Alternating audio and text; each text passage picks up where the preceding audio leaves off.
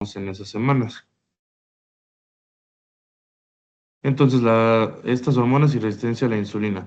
La progesterona, que recordemos también, pues va a estar encargada como de cuidar ese embarazo, va a mejorar la liberación de insulina, a promover esa liberación de insulina por el páncreas.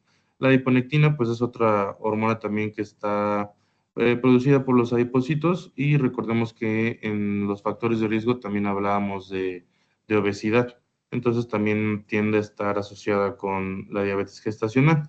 El cortisol muchas veces llega hasta triplicarse en el embarazo. Entonces eso hace que aumente la resistencia a la insulina. Les digo, de forma normal en cualquier embarazo va a ser así, y que aumente también la producción de glucosa hepática, o sea, la gluconeogénesis. Recordemos que es una hormona asociada también a estrés y prepara el cuerpo para, o sea, de manera fisiológica y primitiva para reacciones de lucha o huida. Entonces ahí es necesario que todas las células y los tejidos tengan pues un sustrato donde tomar energía, y por eso aumenta la producción de glucosa. Leptina también está elevada en segundo y tercer trimestre, pues una hormona involucrada con la saciedad y también que tiene mucho que ver con obesidad y con tejido adiposo. Y ya de las que hablábamos hace ratito, ¿no? La somatotropina coriónica, que es una hormona de crecimiento placentaria, se eleva hasta 8 veces e interfiere en estas reacciones de fosforilación para la expresión de los receptores GLUT. El lactógeno placentario, que se va a elevar hasta 10 veces, estimula la liberación de ácidos grasos y lípidos de estos adipocitos. Les digo, muy aparte de esa síntesis de hormonas que de por sí van a ser necesario.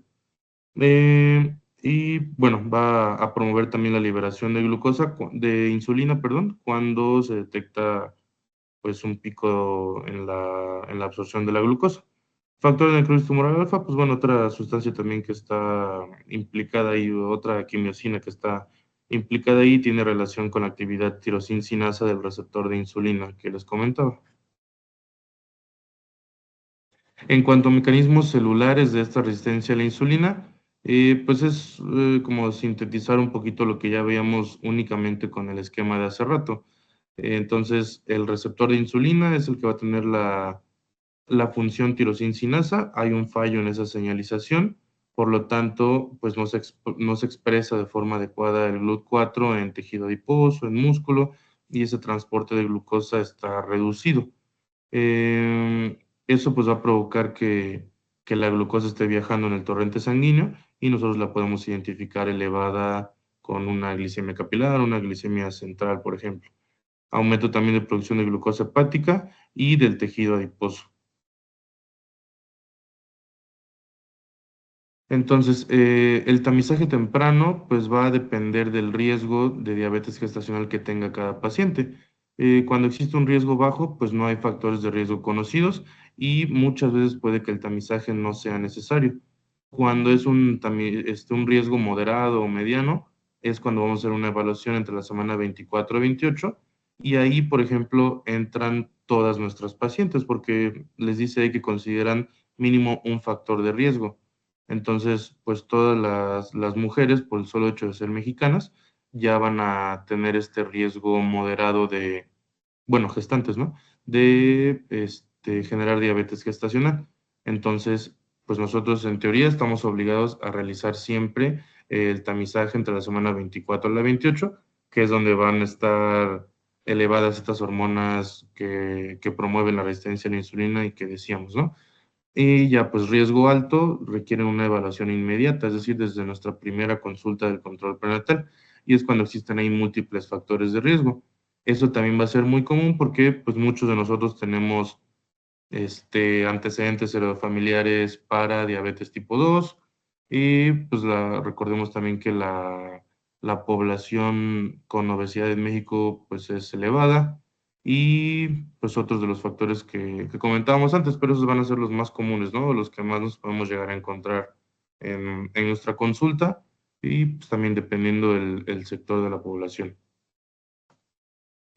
Entonces, recordando ahí estos factores de riesgo que comentábamos, ahí pues varía un poquitito entre algunas guías, pero todo viene siendo similar a también lo que maneja nuestra guía de práctica clínica, ¿no? La carga genética que exista, el IMC, algunos manejan también la edad, el antecedente de macrosomía, que ya lo comentábamos, y pues bueno, glucosuria en el primer trimestre del embarazo, que pues va a estar relacionado con las cantidades, o sea, bueno, con las mediciones séricas de glucosa y el umbral que tiene el riñón para estar eliminando esta glucosa en la orina, que normalmente pues se debería de estar reabsorbiendo casi toda. Ahí es cuando podemos hablar de la prueba de un paso o dos pasos. Esto es en el contexto de nuestra primer consulta del control prenatal. Entonces, cuando nosotros identificamos a una paciente con alto riesgo, inmediatamente realizamos una prueba de un paso. Ahorita las vamos a ver desarrolladas cada una. Y si no, pues únicamente, o sea, recuerden que hay muchos laboratorios que vamos a pedir de inicio en el control prenatal y tal vez nos vamos a quedar nada más con una glucosa en ayuno y posteriormente en la semana 24 a 28 realizar ya el tamizaje en un riesgo moderado. Pero si fuera un alto riesgo, pues desde el principio vamos a considerar hacer una curva de tolerancia oral a la glucosa. Ahí sería, pues, dependiendo también cuándo estemos viendo y captando a esa paciente, porque no muchas veces llegan en el primer trimestre, a veces las vemos después, pero sí es importante pues que no se nos vaya eso. Ok, entonces, bueno, por mencionar también este estudio relacionado con hiperglicemia y factores pues adversos en cuanto a nacimientos. Los resultados primarios, pues ahí este estudio nos hablaba sobre cómo aumenta la incidencia en el peso, bueno, en este caso ya sería el nacimiento, pero nosotros también lo podemos ver desde la gestación, con un peso fetal estimado por arriba del percentil 90, que es lo que denominamos como un feto grande para la edad gestacional.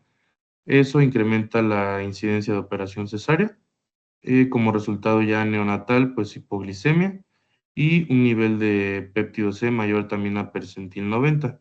Resultados secundarios, parto pretérmino, es decir, con una edad gestacional menor a 37 semanas, distocia de hombros o alguna lesión al nacimiento relacionada con el peso fetal, con el tamaño fetal, necesidad de internamiento en una unidad de cuidados intensivos en estos hijos de madres diabéticas, hiperbilirrubinemia, que llegan a requerir tratamientos de fototerapia o incluso de exsanguinotransfusión, y también a nivel materno, pues más riesgo de desarrollar preeclampsia, que supongo que es algo que también van a ver después, pero pues bueno, es uno de los factores de riesgo para desarrollar preeclampsia, ¿no? Junto con trastornos autoinmunes, antecedentes también de alguna enfermedad hipertensiva del embarazo. Entonces, hablando ya del tamizaje en un paso, ¿no? Entre la semana 24 a 28 de la gestación, esta de un paso va a ser con una carga de 75 gramos de glucosa anhidra. Ahí requerimos que la paciente tenga un ayuno de 8 horas. Llega la paciente, le toman una muestra de sangre en ayuno, después le dan la carga de glucosa, que ahí, por ejemplo, muchas veces les recomendamos que incluso se lleven un pedacito de limón porque puede llegar a ser, o sea, obviamente es una sustancia muy dulce y puede llegarles a provocar náuseas. Entonces, si llegaran a vomitar, pues eso ya nos arruinaría un poquitito el estudio porque hay que repetir otra vez pues la carga. Entonces, el que le pongan a veces un poquitito de limón puede como que aliviar esa sintomatología. Entonces, bueno, ya se toman esa carga y a la hora se va a realizar una medición, posteriormente a las 2 horas. Y esos son los niveles que nosotros vamos a tener como punto de corte. En caso de que presenten un valor alterado, nosotros podemos integrar ya el diagnóstico de diabetes gestacional. Eso pues es, ahí sí sabérselos de memoria, ¿no? Digo, siempre en la consulta nos podemos apoyar tal vez de la guía o del teléfono o de algo en internet, pero pues no sabemos tal vez cuándo vamos a estar en alguna parte un poquito más alejada o sin la opción de alguno de estos recursos. Y pues sí tenemos que sabernos de memoria estos parámetros, que son 92 en ayuno, 180 a la hora y 153 a las 2 horas. ¿Sale? Entonces, igual o mayor a estos, ya hacemos el diagnóstico de diabetes gestacional. Les pongo también la sensibilidad y la especificidad. Pues podría parecer que no son tan elevadas, pero pues bueno, ese es nuestro gold estándar para realizar el diagnóstico de diabetes gestacional. Ahora, el tamizaje de dos pasos. Les digo, ¿por qué se prefiere más el de un paso? Porque es el gold estándar. Normalmente ustedes ahorita conforme vayan estudiando, no sé, para lo de su titulación, para presentar después el ENARM o únicamente para seguirse actualizando como médicos generales, van a ver que muchas veces el gold standard va a ser lo más fácil de hacer y lo más barato para el gobierno, para el sector salud. Entonces, en el tamizaje de 2 pasos, nosotros tenemos que ver a la paciente 2 veces. Primero, o sea, el primer paso es con una carga de 50 gramos, ahí no se requiere ayuno. Entonces, en cualquier momento nosotros, en cualquier consulta, en cualquier momento, nosotros le podemos dar esa carga de 50 gramos y valorar sus niveles de glucosa sérica a la hora. Ahí la guía les maneja de 140, mayor o igual a 140 miligramos por decilitro, pero incluso se ha visto que también tiene relevancia desde 130. Pero bueno, para fines prácticos, 140. Si tuviera 140 o más, ya es candidata para que realicemos el segundo paso. Entonces ahí la tenemos que citar otro día, o sea, no sé, al día siguiente, y darle una carga ahora de 100 gramos de glucosa, y ahí vamos a tener otros criterios que son los de Carpenter. Pues bueno, hay 2 criterios, ¿no? Unos que son los de Carpenter, la guía, la GPC también les maneja los del Grupo Nacional de Datos de Diabetes, pero también para fines prácticos, con que se sepan los de Carpenter. Entonces ya esos son con una carga de 100 gramos y una glucosa en ayuno en 95, a la hora poscarga de 180, 2 horas poscarga 155 y 3 horas poscarga de 140. Entonces son similares a los de un paso, o sea, si lo ven así, porque es 92, 180 y 153. Y ya estos pues son 95, 180, 155 y se agrega el de 140. Entonces, yo os digo, ya ahí una vez conforme lo vayan estudiando, pues tal vez ahí encuentran también como la relación en la de 2 pasos, o sea, que tiene que ver, por ejemplo, 95 y a las 2 horas 155, en vez de 92 y a las 2 horas 153, que serían la de un paso. Les digo, ahí pues ya únicamente es de repasarlo y de memoria. Y algo importante que hay que destacar en estos criterios de Carpenter es que el diagnóstico lo hacemos con 2 valores alterados. No es como en la de un solo paso, que con un solo valor alterado ya podemos hacer el diagnóstico. Aquí necesitamos 2 valores alterados. Entonces, bueno, ya una vez que diagnosticamos diabetes gestacional, pues hay varias opciones de tratamiento. El tratamiento de primera línea siempre van a ser los cambios en el estilo de vida, o sea, las medidas higiénico-dietéticas, una dieta y actividad física. Entonces, una vez que iniciamos nosotros estas medidas higiénico-dietéticas, pues en general los objetivos van a ser que mantengamos unas cifras glucémicas normales, promover también una ganancia de peso saludable, que ahorita vamos a ver, y cubrir los requerimientos nutricionales pues necesarios también para todas las reacciones que tiene el cuerpo en la gestación y una salud materno-fetal óptima. Eso nos lleva a que, dependiendo el IMC previo al embarazo que tenga la paciente, es la ganancia de peso que se va a recomendar. Ahí creo que se copiaron un poquitito mal algunos valores en la tablita, en la parte donde dice ganancia de peso recomendado. Eso, bueno, en esta parte se pasaron mal en el formato. Lo podemos checar, si no, directamente con la GPC. Igual viene una tablita ahí en blanco de la ganancia. En teoría, cuando es bajo peso, pueden ir más o menos hasta 16 kilos. En peso normal es de 11.5 kilos hasta 13. Sobrepeso, pues allá disminuye la ganancia que puedan tener. Ahí o sea, es un máximo de 11.5 kilos. Y cuando hay obesidad es con un máximo de 9 kilos. Pues lo ideal es que ganen de 7 a 9 kilos. Les digo, ahí se copió mal con el formato que le di para que lo tengan en cuenta. Entonces, ya una vez teniendo, o bueno, conociendo el IMC pregestacional y la ganancia de peso que estamos esperando, también con eso sacamos el cálculo de calorías por kilo de peso al día, dependiendo de ese IMC previo. Entonces, ya con eso nosotros vamos a distribuir los macronutrientes de la dieta en carbohidratos, proteínas y grasas.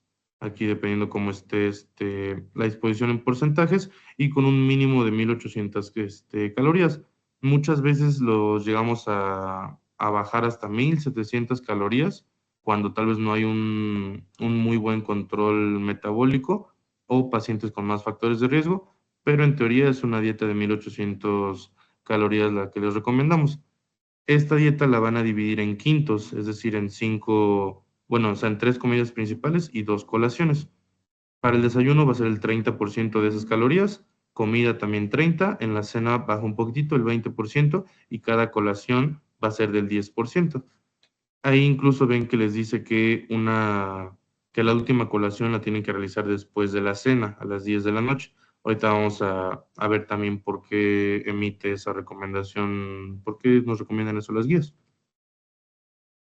Entonces, también el ejercicio leve postprandial, principalmente la caminata, que pues es lo más accesible o lo más fácil para nuestros pacientes, 3 veces por semana, va a disminuir la glicemia 1 hora postprandial en estas mujeres con diabetes gestacional. Y como ya comentábamos, metas nutricionales o en general del tratamiento, mantener niveles normales de glucosa, evitar la cetonuria y episodios de hipoglicemia, promover una adecuada ganancia ponderal y contribuir al correcto desarrollo y crecimiento fetal. Las metas terapéuticas, independientemente de cuál sea el tratamiento, o sea, digo, ahorita solo estamos hablando como de un caso donde ya diagnosticamos una diabetes gestacional, instauramos medidas higiénico-dietéticas y ahorita vamos a ver cuánto tiempo podemos darle chance a la paciente con las medidas higiénico-dietéticas de que se controle. Nosotros, ¿cómo vamos a evaluar el control con estas metas terapéuticas? Entonces, le vamos a entregar una bitácora de glicemia capilar y ella en casa se va a estar monitoreando esa glucosa. En ayunas debe tener menos de 95, a la hora postprandial menos de 140 y a las 2 horas postprandial menos de 120. Entonces, para cuando nosotros la volvamos a citar en la consulta, le pedimos que nos aporte esa bitácora y ya valoramos pues qué tan bien se está controlando o no. ¿Cuándo vamos a iniciar tratamiento farmacológico? Si en 2 semanas, a pesar de la terapia nutricional, las medidas higiénico-dietéticas, evidenciamos un descontrol en el automonitoreo de más del 20%, es decir, por ejemplo, si le pedimos a nuestra paciente que se esté tomando, la vamos a ver en 2 semanas, ¿no?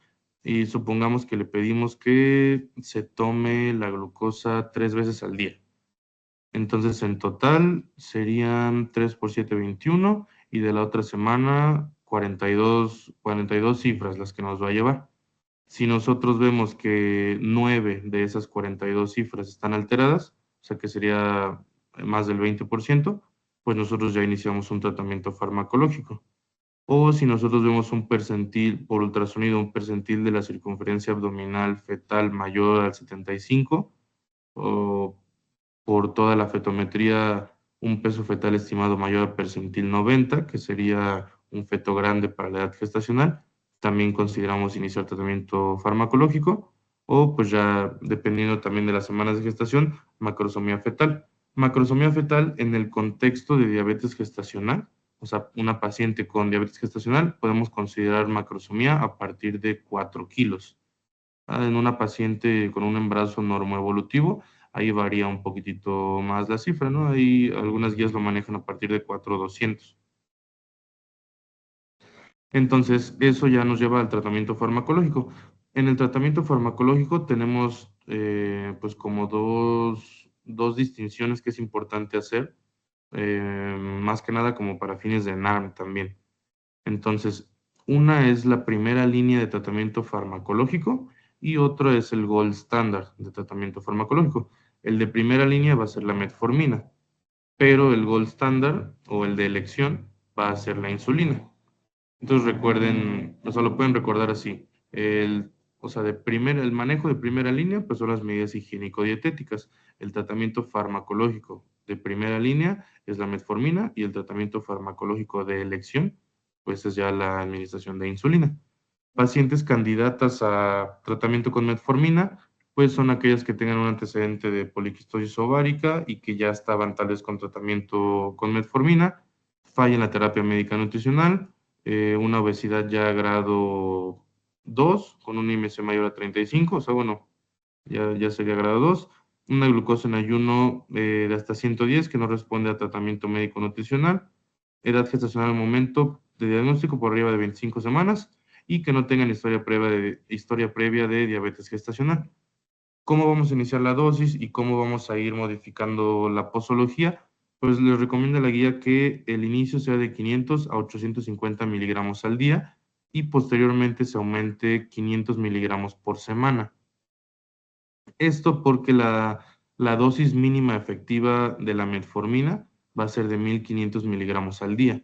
Entonces, el que nosotros le estemos dando, por ejemplo, nada más 500 cada 24, pues es una dosis muy baja, que prácticamente no le va a hacer nada porque también pierde absorción con los alimentos. Entonces, eso hay que tomarlo en cuenta. Se inicia baja y se va titulando así porque recuerden que el principal efecto adverso de la metformina, o bueno, los efectos adversos de metformina son gastrointestinales. Distensión abdominal, estreñimiento, diarrea, meteorismo, por ejemplo. Entonces, eso puede hacer que, mm, por ejemplo, si ustedes recuerdan de sus clases, las, principalmente la progesterona va a provocar que el músculo liso del cuerpo esté no tan activo para que no se generen contracciones uterinas. Pero ese músculo liso pues también lo tenemos a nivel gastrointestinal, a nivel, por ejemplo, de vesícula biliar. Es por eso que en el embarazo también muchas veces va a haber estreñimiento, puede haber enfermedad hemorroidal, puede haber colestasis intrahepática del embarazo o más cosas asociadas. Entonces, por eso se va titulando así la metformina para que la paciente la tolere de forma adecuada y no llevarla a que la pueda suspender por la presencia de efectos adversos. Entonces, la iniciamos así, la vamos subiendo 500 miligramos por semana hasta llegar a una dosis de 1500 miligramos al día. Es decir, tal vez la de 500 tres veces al día o la de 850 dos veces al día. Dosis máxima diaria, pues ya es de 2 gramos, entonces pues, únicamente no llegar a esa dosis máxima. Y pues bueno, es un medicamento que es compatible con el embarazo, eso es también importante comentárselo a la paciente. Pues si nos falla esa terapéutica con metformina o si nosotros desde el inicio consideramos mejor iniciar el tratamiento de elección, el tratamiento farmacológico de elección, pues es con insulina.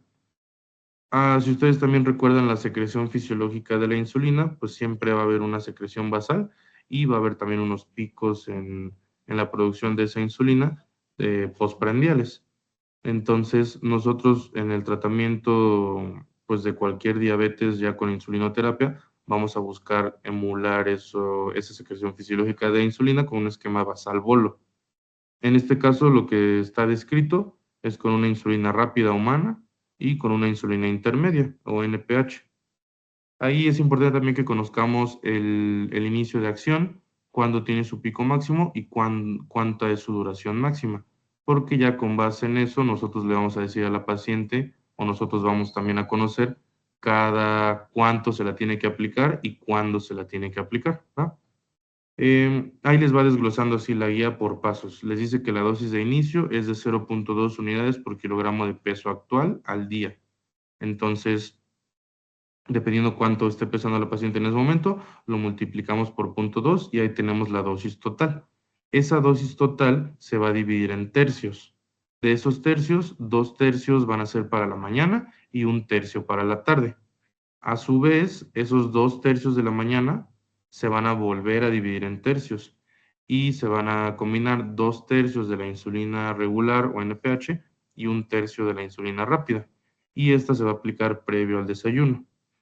Luego, el tercio de la insulina total que teníamos, que fue para la tarde, para la noche, esa se va a dividir en medios y se va a aplicar la mitad de insulina NPH y la otra mitad de insulina rápida. Y esa se va a aplicar previo a la cena. Entonces, ahí con eso muchas veces puede ser como medio confuso.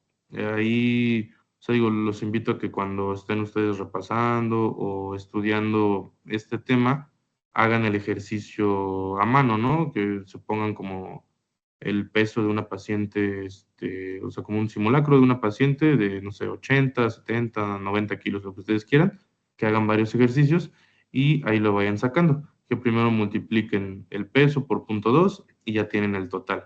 Ese total lo dividen en tercios y ya lo dividen. 2 tercios para la mañana y 1 tercio para la tarde. Ahora, a su vez, esos 2 tercios de la mañana los vuelven a dividir en tercios. 2 tercios de la regular y 1 tercio de la rápida. Y lo que les había quedado para la dosis de la noche lo dividen en mitades. La mitad de regular y la mitad de insulina rápida, ¿va? Esto pues es también como que la única forma de que se les vaya quedando un poquitito más, así haciéndolo también así. De ahí, cualquier ajuste que se vaya a hacer de esta dosis, es importante considerar que cada unidad de insulina metaboliza alrededor de 30 a 50 miligramos de glucosa. Esa es incluso pregunta que puede venir en su ENARM.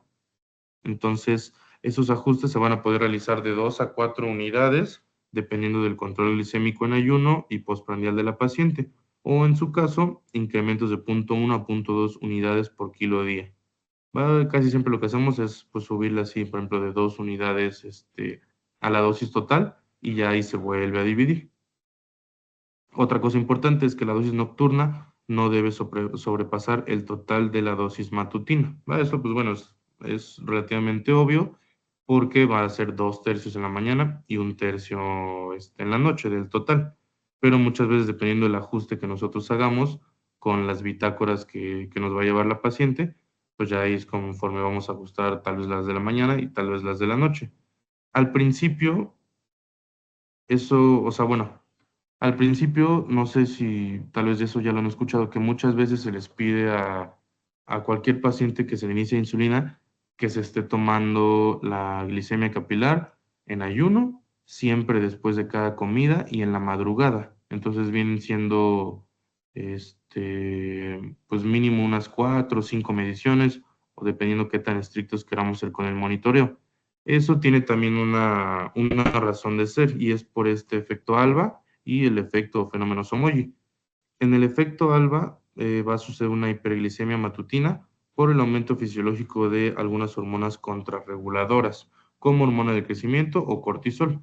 Quieran o no, pues de estar nosotros dormidos en un estado basal, pues así como que algo muy tranquilo, el despertar pues genera un poquitito de estrés a nuestro organismo y aumenta la secreción, por ejemplo, de cortisol.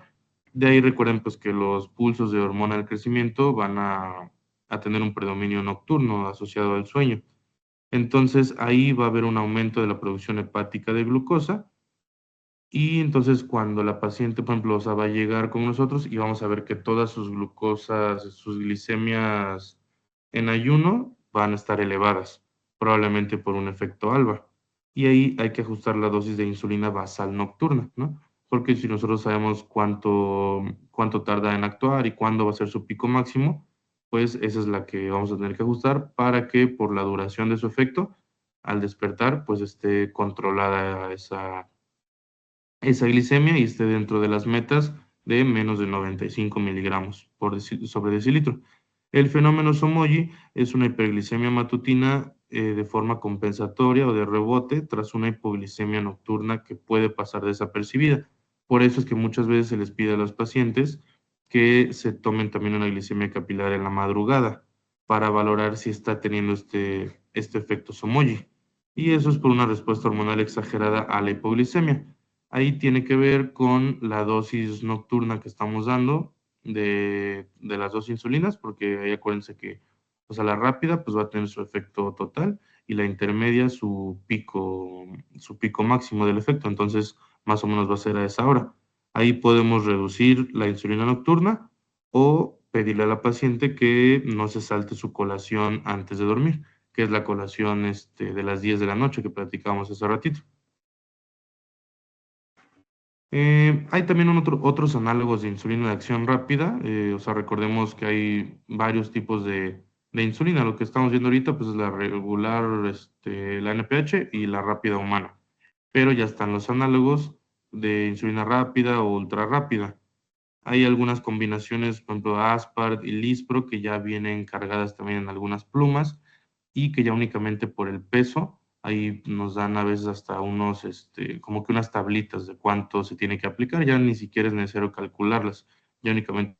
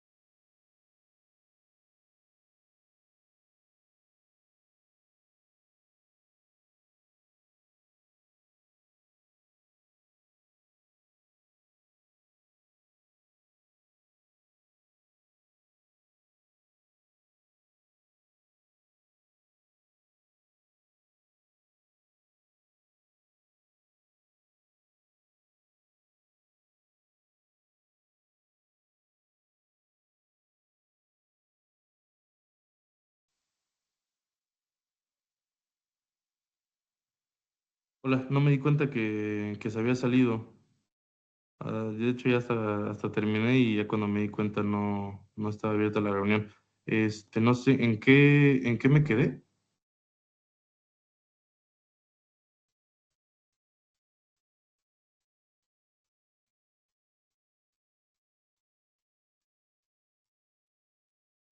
Doctor, nos estaba explicando, terminando de explicar, cómo íbamos a utilizar la insulina NPH y la insulina rápida.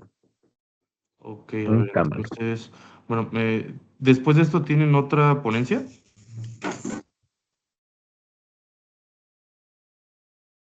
No, doctor, hasta Mm, las 6. ok, bueno, me voy a ir entonces igual rápido. Nos habíamos quedado entonces en esta diapositiva o en cuál era. En la de análogos, doctor, de insulina de Ok, acción rápida. entonces ya habíamos hablado de efecto ALBA, efecto Somogy, ¿verdad? Sí. Ok. Bueno, esta solamente era, o sea, como hacerles la aportación también de que están los análogos de acción rápida, de acción ultra rápida y algunas formulaciones que ya vienen combinadas. Entonces, en esas puede ser un poquitito más fácil la administración, pero pues muchas veces no se tienen en algunos centros de salud o en algunos hospitales, o la paciente también pues tal vez no tenga el acceso a esos recursos. Entonces, pues quedarse con el manejo de la NPH y de la regular. Esto ya no les tocó.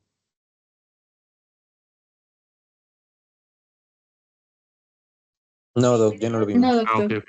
ok. Está bien. Entonces, bueno, hay criterios de hospitalización en pues, cualquier paciente embarazada con diabetes.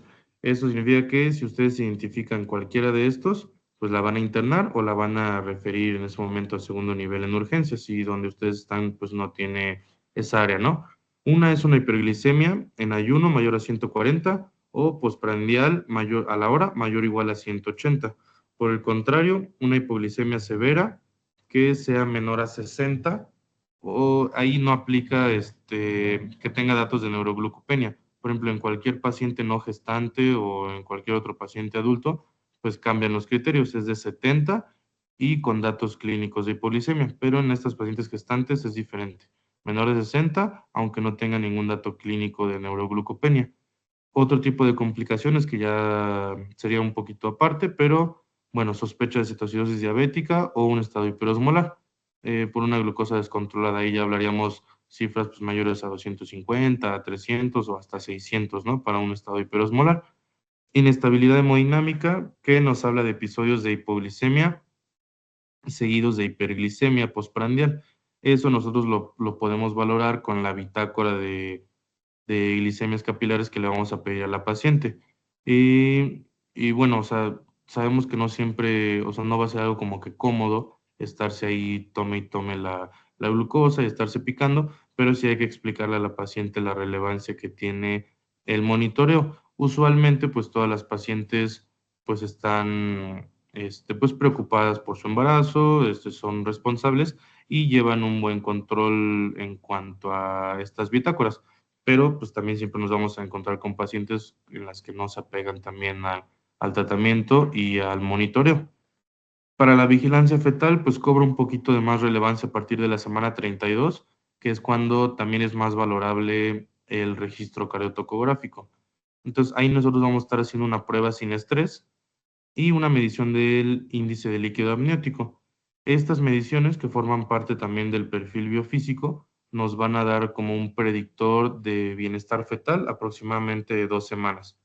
Entonces, si nosotros tenemos una prueba sin estrés reactiva, un índice de líquido amniótico normal, podemos estar viendo cada 2 semanas a la paciente. Si no, pues incluso puede ser cada semana.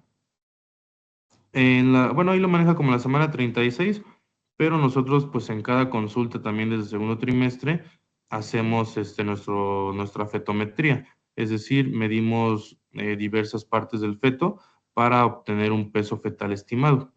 Ese peso fetal estimado después nosotros lo percentilamos con base a las semanas de gestación y al sexo del feto. Entonces, eso nos va a dar un percentil en el cual está ubicado. Eso significa, por ejemplo, si nos da un percentil 85, significa que si ordenáramos a 100 fetos, desde uno que está restringido, muy pequeñito, muy flaquito, hasta uno de que está, o sea, ya muy gordito, por ejemplo, por macrosomía, pues ese va a estar ubicado en el lugar 85, que está normal. A partir del percentil 90, ya podemos hablar de un feto grande para la edad gestacional. En cuanto a riesgo de macrosomía fetal y complicaciones asociadas, pues algunas complicaciones perinatales puede ser una desproporción cefalopélvica, o sea, por el tamaño fetal, pues que tal vez la pelvis materna no sea apta para un trabajo de parto, un aumento en la incidencia de cesárea, la cual pues va a ser una indicación relativa dependiendo del peso del feto, asfixia neonatal, síndrome de aspiración de meconio, el síndrome de dificultad respiratoria, antes llamado de membrana hialina, y pues nos puede condicionar todo eso un Apgar bajo. De ahí, pues bueno, ya se ha estudiado, ya se ha visto en las pacientes que si tienen un aumento de la glucosa basal desde la semana 14 a 16, aumenta el riesgo de macrosomía. Puede ser así como un factor predictor de esto. Entonces, pues ahí hay que poner un poco más de atención en esas pacientes. Siguiendo con complicaciones perinatales, pues bueno, recomendaciones ya de guías internacionales, americanas y europeas. Lo que ya comentábamos, la vigilancia de crecimiento fetal por ultrasonido, estarle dando seguimiento y planificar el parto o cesárea. Considerar cesárea si se estima un peso fetal estimado mayor de 4 kilos, que es lo que ya hablaríamos como un feto macrosómico en el contexto de diabetes gestacional. Si no, pues ahí cambia un poquito la definición. Algunas guías nos maneja que es a partir de 4,200, pero en el contexto de diabetes gestacional sí es a partir de 4 kilos. ¿Cuándo vamos a decidir nosotros interrumpir la gestación? Si la paciente tiene mal control o si ya hicimos el diagnóstico de un feto macrosómico o si tiene alguna otra patología asociada, se va a interrumpir a las 38 semanas por el riesgo que tiene de óbito. Si todo está bien, si tiene buen control, si se ha pegado bien al tratamiento, si no tiene ninguna otra comorbilidad, le podemos dar chance hasta la semana 39.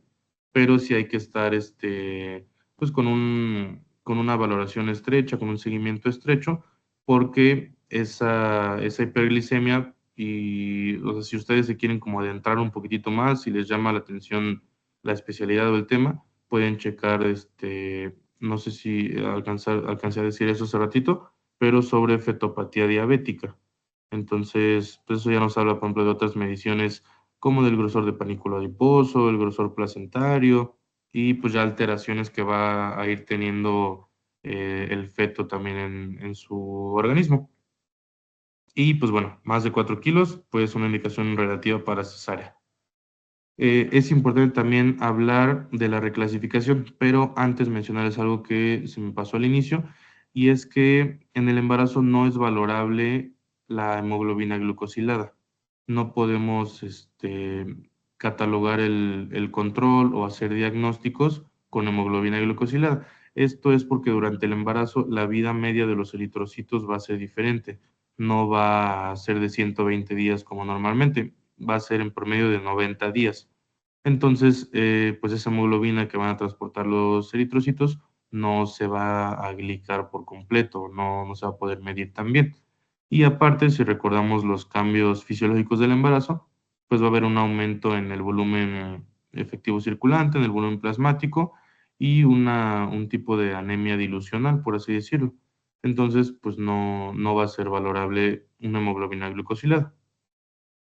Y ya una vez resuelto el embarazo, ya con la paciente en el puerperio, hay que reclasificarla, porque ya no está embarazada, no se puede quedar teniendo diabetes gestacional. ¿Cómo se reclasifica? Con una curva de tolerancia oral a la glucosa, con carga de 75 gramos. La guía mexicana les dice que entre las 6 a 8 semanas. Ya información más actual, pues desde las 4 a 6 semanas podemos reclasificar esto, pero pues ustedes quédense ahorita con esta información. Ya dependiendo, ahí tomamos los valores de la curva para una paciente no gestante, o sea, para población en general, obviamente los valores que estén vigentes por la ADA en ese momento, ¿no? Y ya con esos resultados nosotros la podemos catalogar como una paciente pues normal, o sea que no va a tener ninguna alteración metabólica en este aspecto, una paciente con intolerancia a los carbohidratos o prediabetes, como también se puede conocer, o ya una paciente con diabetes tipo 2, dependiendo el resultado que tenga en esta curva con carga de 75 gramos. ¿Va? Y pues bueno, por último, como conclusiones, pues es importante que se queden con que hay que darle tamizaje a todas las pacientes entre la semana 24 y 28. Hay que hacer también diagnósticos de primer trimestre, recordando lo que decíamos, ¿no? Todas las pacientes, por el solo hecho de ser mexicanas, van a tener un riesgo moderado de desarrollar diabetes gestacional. Si a esto le sumamos carga genética o algún otro factor de riesgo, pues ya hablamos de un riesgo alto.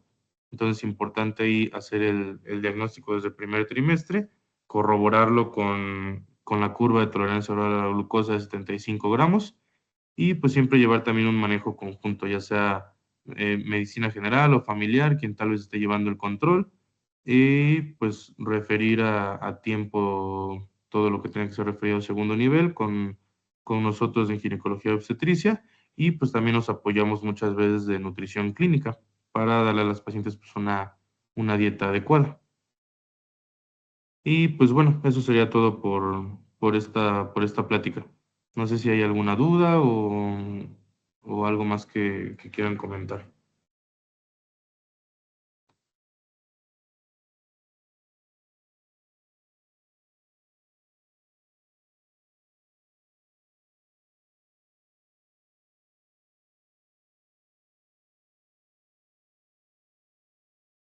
Parece que no tienen ninguna duda, doctor. ¿O alguien tiene alguna duda?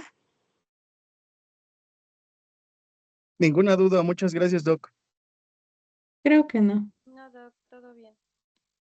Perfecto, pues sí, muchas gracias a ustedes y ahí disculpen las dificultades técnicas, pues no me di cuenta igual que se había cerrado. No se preocupe, doctor. Muchas gracias por su tiempo y por su ponencia. Gracias, doc. Gracias, Gracias, que estén doctor. muy bien. Mucho éxito. Muchas gracias, Doc.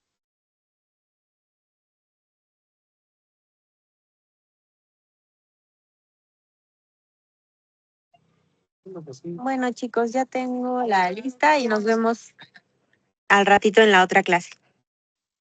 Gracias. Gracias. Vale, gracias. Gracias. A todos.